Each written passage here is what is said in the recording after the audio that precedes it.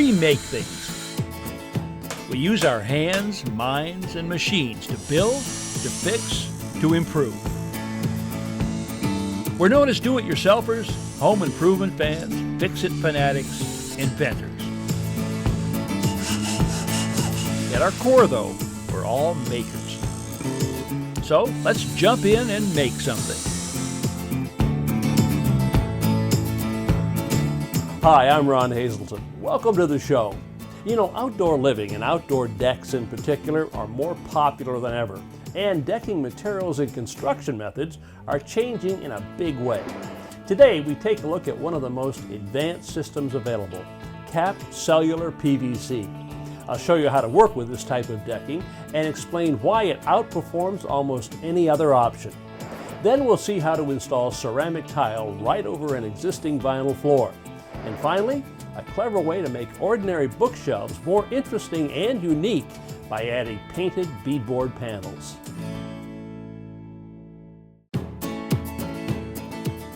Capped cellular PVC decking may well represent the best of all worlds when it comes to outdoor deck material. The PVC core is strong and lightweight, while the outer PVC cap is extremely durable. Not only that, but the newest cellular PVC decks, like this vintage collection from ASIC, are amazingly realistic, with embossed grain and color variations that truly mimic real wood.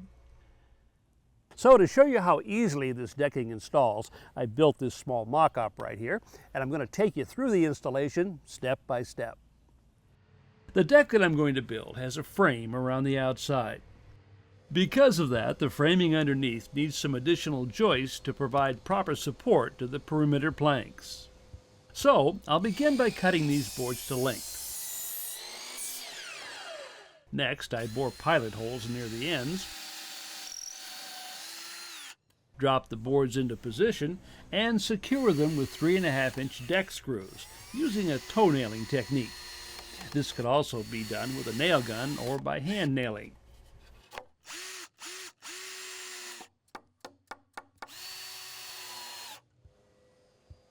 Next, I measure the deck, set my miter saw to make a 45-degree cut, cut miters on both ends of the first frame piece, and then set the plank in place. Now, I want the frame to have a 1-inch overhang. It'll actually be less after I install the joist trim boards later on. Rather than measure, I've cut a 1-inch gauge from some scrap lumber to check the overhang in several places. Once the board is in the correct position, I clamp it rather than permanently fastening it. Then move on to the remaining 3 frame sides.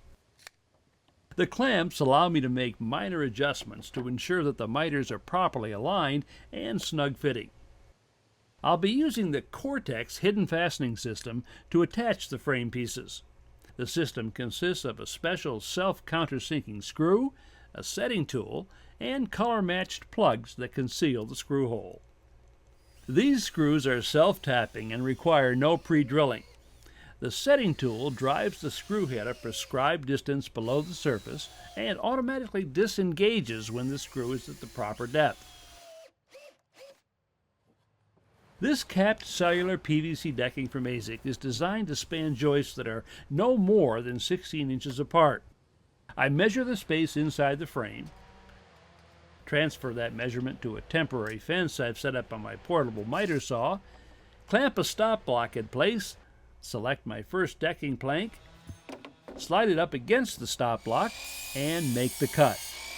The stop block allows me to make accurate, repetitive cuts without having to remeasure each time.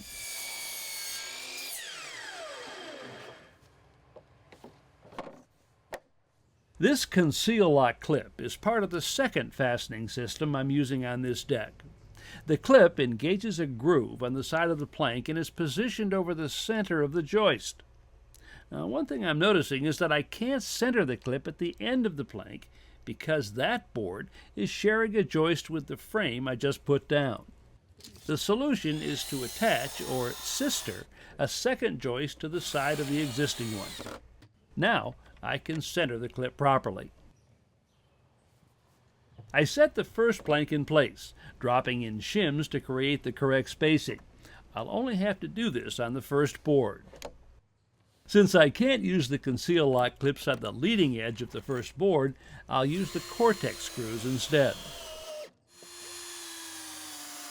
The conceal lock clips are secured to the joist with self-starting finish head screws that are driven in at a 45-degree angle.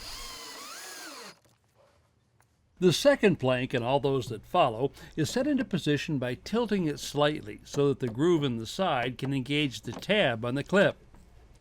Once flat on the joist, the board is tapped into position using a scrap 2-foot section of decking and a mallet. The clip not only secures the decking to the joist, it also creates a consistent spacing between each strip of decking. These grooved planks from this AZIC Vintage collection are available in 12, 16, and 20-foot lengths, so in many cases joining planks may not be necessary. When it is required, though, the joint must be on top of a joist. In order to accommodate the hidden clips I'm using, a second joist needs to be sistered to the existing one so that a clip can be installed on the end of each plank. This last plank is too wide to fit the remaining space, so using a standard wood blade, I rip it to the correct width, engage the clips on the adjacent board, and tap it into place. The final edge I secure using the Cortex screws. Now it's time to insert the plugs that will conceal the recessed screw heads. The plugs are color matched to the decking and even have a bit of grain embossed on the top. I align the plug grain with the decking grain and tap the plug into place. The screws become virtually invisible. The final step is to conceal the wood rim joist with this 1/2-inch AZIC trim board.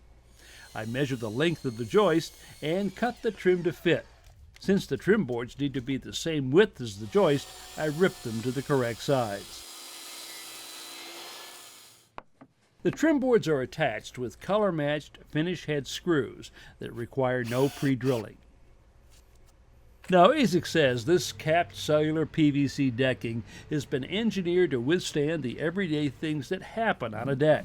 So I decided to put it to the test. First, trying to mark it with patio furniture, then attempting to stain it with spilled oil and even ketchup.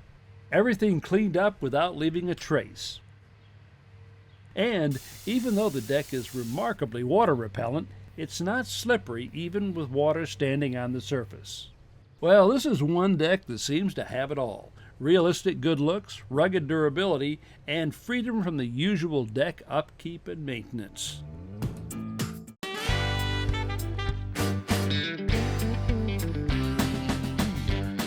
If you have an outdated laminate countertop like this and you've been thinking about replacing it with tile, well, you'd be looking at quite a bit of work. First of all, you'd have to tear out the old laminate countertop and then replace it with a piece of plywood. That is until inventor Armin Tavy came up with a system for putting ceramic tile right on top of a laminate countertop like this. Hey, Armin. Hi, Ron. How are you? Where'd you get this idea? Well, as a tile setter, I always felt guilty about removing an existing top and just throwing it away. I said, why not take advantage of it and find some way to get mortar to stick to it? And you've done that? And I've done that. I'd like to jump right in and see how this works. Armin starts by applying a specially designed adhesive directly to the laminate countertop. I'm using an 1/8-inch V-notch sawtooth trowel. I found that this is the perfect size, but just the right amount of glue so that you don't have too much. You have enough to do the job, but not so much that you make a mess. Now, this adhesive is not intended for attaching tile, but instead paper. This is a fiberglass reinforced paper. The countertop itself, the laminate, is not friendly to mortar. We know that. So the glue sticks to the laminate, the paper sticks to the glue, mortar loves the paper, so we have a tileable surface. All right, so this is down, and how long do you have to wait before you go to the next step? There's no waiting. Yeah? You can proceed to the next step. Which is? Putting a thin layer of mortar on it to acclimate the surface of the paper to the product that you're going to use to install your tile. If you're painting a piece of wood, you put a coat of primer on it. Then you put the finish coat. So we're going to put a skim coat on this to get the paper ready for the finish coat. Many countertops, like this one, have raised lips on the front edge to keep water from spilling off.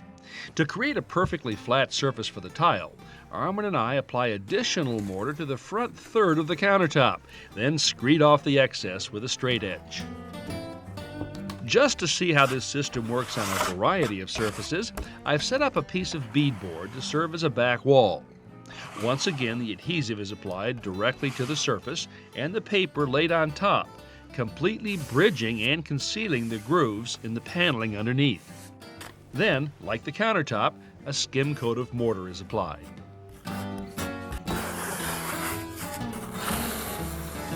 A laminated countertop backsplash is prepped in the same way. First adhesive, then paper.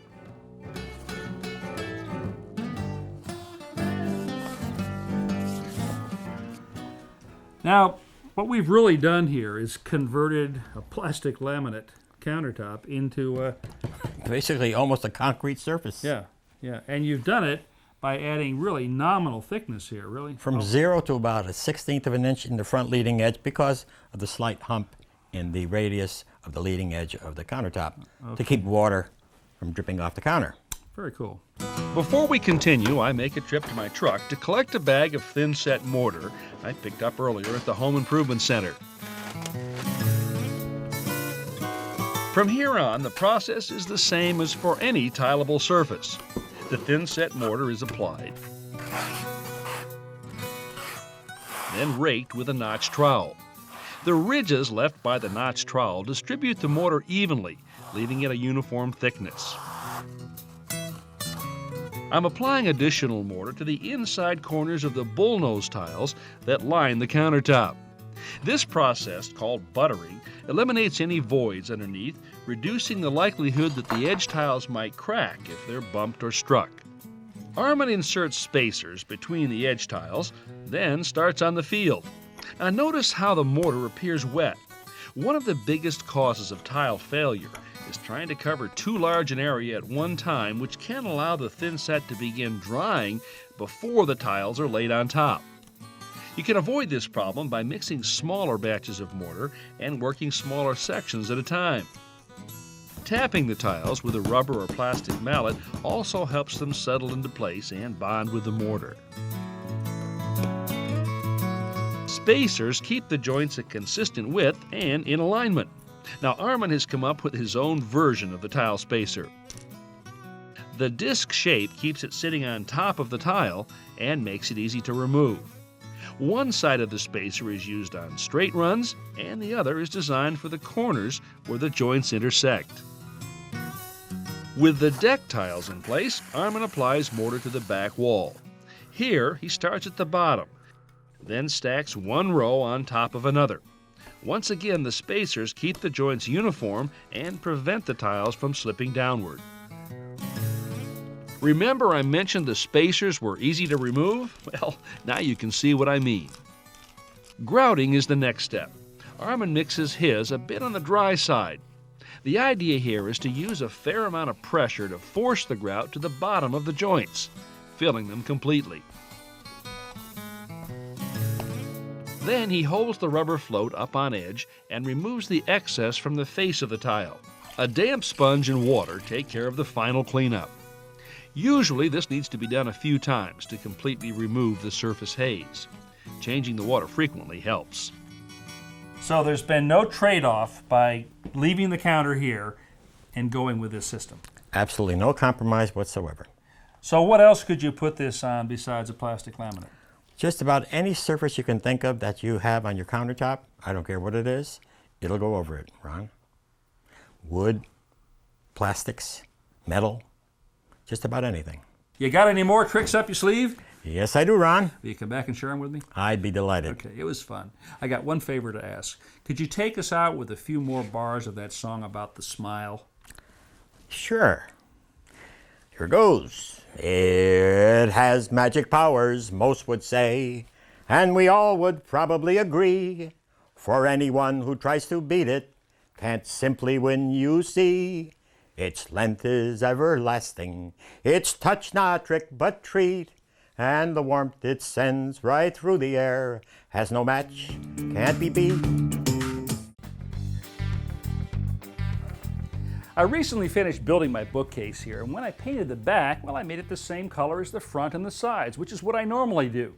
But my wife Lynn was looking through a magazine and she saw a bookcase very similar to this with the back painted an accent color. And we thought, you know what? That could look really good in this room. Lynn and I love this lamp and we love this color green. We thought it would look great possibly as an accent color on the bookcase. The question was though, what shade of green? Well, there's plenty of natural green around this part of the country for inspiration, and I get to take it in every time I head over to the Home Improvement Center.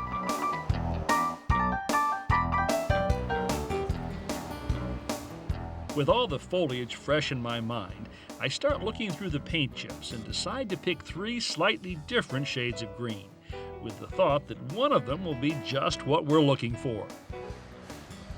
A quart of each will let me do a test before I commit to a color.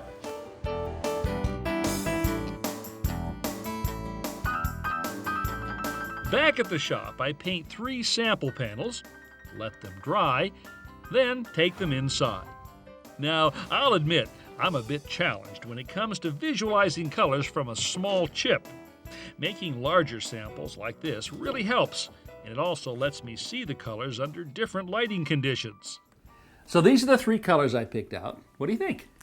I think they're all pretty. I think I definitely have a preference though for the middle one. I think this one over here, it's a little too strong, and when it gets dim out, it may actually look a little too dark. And that one looks a little too pale to me, doesn't really have enough contrast. You took the words right out of my mouth, you know? The color expert that I am, I said, that's it right there, right? Actually, I kind of bracketed it so we'd have some leeway on either side. But no, I think you're right. I think you're right. You know, and the thing is, when I put these on the beadboard, it's just because I had beadboard lying around. I used it for material. I actually kind of like the look of that kind of the stripe, the texture back there. Mm-hmm. I'm thinking instead of painting the back of the bookcase, maybe what I'll do is I'll just cut panels out of that and paint the panels and just put them in there, just tack them in. Yeah, let's give it a shot. Yeah. With the color selection made, I get to work painting the beadboard, which I've cut to size.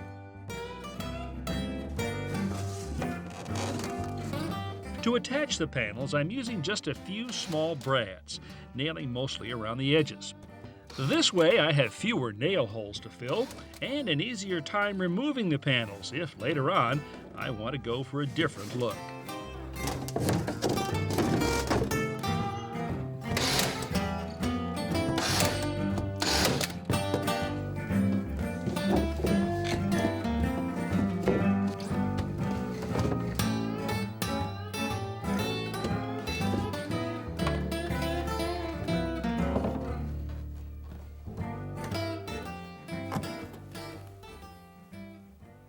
I really like the way this looks. It's added a nice accent to the room, and I'm really glad I did the color samples because I think we picked a really good one here. And you know what? If I get tired of this, I can just pop those panels out.